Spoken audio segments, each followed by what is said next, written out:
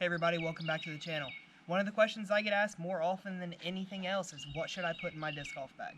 Well, hopefully this little mini series is going to answer all those questions for you. Welcome back to how to build your bag.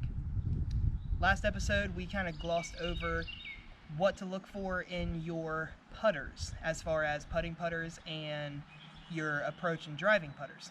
So today we're working our way up the speed list and we are getting into mid-ranges. A good number of mid-ranges to have in your bag. Sorry, cars. A good number of mid-ranges to have in your bag is anywhere from 3 to 5. That's just from my personal experience, and it's all going to depend on what courses you play and your style of play and how far you throw and things like that. So if you can only throw a fairway driver 50 or 30 more feet than what you can in mid-range, I can understand having more mids in your bag than fairways. But for your average player, a good number of mid-ranges to have is anywhere between 3 to 5, and I'm currently bagging 4. So let's get into what to look for in your mid-range selection. Starting off on the understable end of the spectrum, you're going to need a very understable putter, a very understable mid-range, a couple neutral, like a neutral to understable, a neutral to overstable, and then a very overstable. So we'll start out with the understable.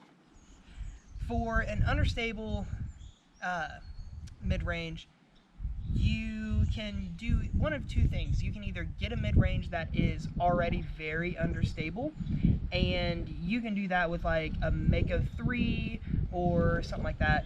I personally prefer having a beat up mid-range as my flippy disc, and my flippy disc of choice is the 2018, I do believe, Glow McPro Rock 3. And this thing, I don't know if the camera is going to pick it up, I mean, this thing has some war stories. This thing, I mean, if you were to sell this with a sleepy scale, it's probably a 5 or below.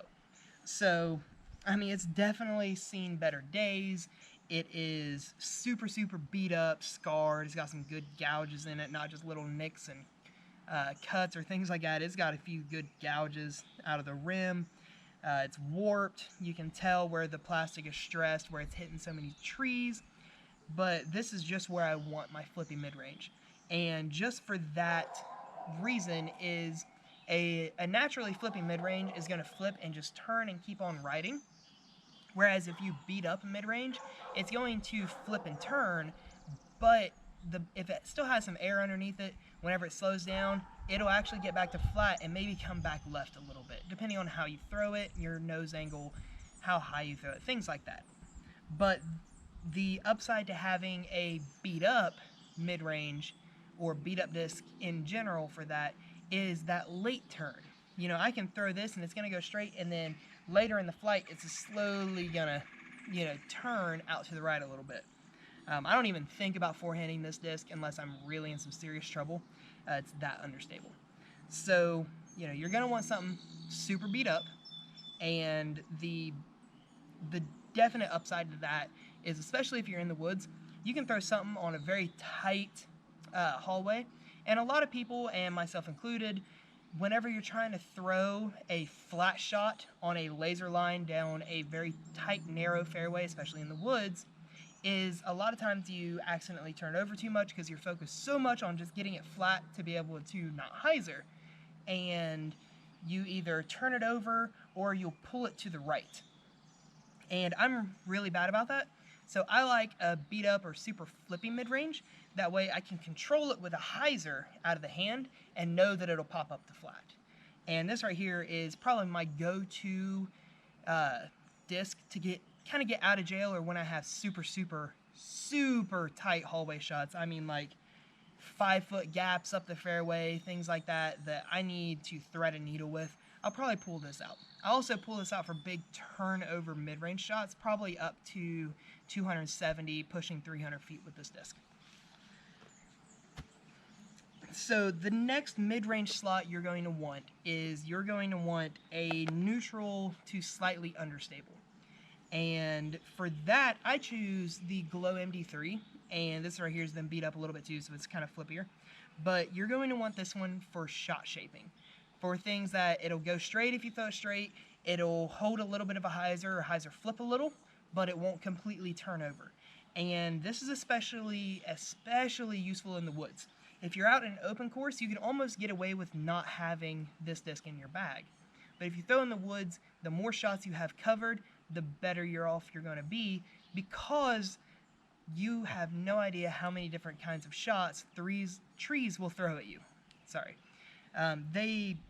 Trees are the great equalizer, and unless you have every shot imaginable to try to get around them, you're gonna find yourself in a lot of trouble in the woods. So, I like this one for touch forehand shots, and being able to have something hold an anhyzer for a while, and slow turn, or flat and just hold a dead flat shot, backhand or forehand. You're gonna want that slightly neutral to very slightly understable disc in your bag, just for those kind of shots. Then you're gonna want your neutral to overstable. This one's gonna be your workhorse. I choose a Color Glow Rock 3 for this, and that's just because I prefer the bead. If you don't, you can find sharks or things of that nature in some premium plastic that fly very similar to a rock, but just without the bead. So your neutral to overstable disc this is going to be your workhorse. This is what you can really lean on to put some power in. You can get a full flight out of this disc, but it's going to hyzer back at the end. This is also fairly forehand friendly as well. It does have enough torque resistance to be able to touch it on a good forehand, maybe get some hyzer flip out of it, and just give you kind of the flight you're looking for. Like I said, your neutral to overstable is going to be your workhorse, your bread and butter mid-range. And your overstable, I am choosing the shout out to DJ Heck Yeah Rock X3 in Star Plastic. This thing is super overstable. I used to throw a gator in this shot. I'm just kind of fiddling around. I pick and choose different things. I like the rock mold a little better than the gator mold. It feels a little better in my hand, and I can still forehand things with a bead. So I don't have to carry a different disc in there to try to forehand versus backhand. So squirrel. This right here is just going to be your super overstable. Nothing but hyzers, or if you need a big flex shot or something like that, something you can put a lot of anhyzer on and it'll turn, but you know that it's going to come back at the end no matter what. This is also good for super headwind shots and shots where you just don't know what the wind's going to do and you need something to control and fight through it. This is what you're going for. So, kind of looking into it, I already touched on what you need to look for in your understable mid-range.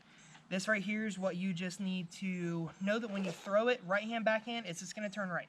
You need that shot in your bag. Same as an understable putter, but you can get a good bit further with this.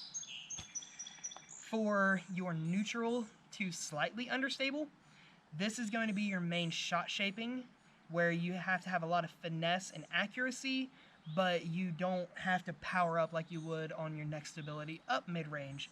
You don't have to put a lot of power on it to get it to do the things you want. It's naturally a little flippy, so you're going to be able to shape some really unique shots with this, while also feeling confident hitting gaps because you're not trying to overpower the disc.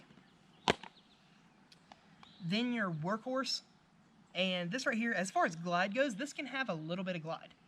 The same with the understable.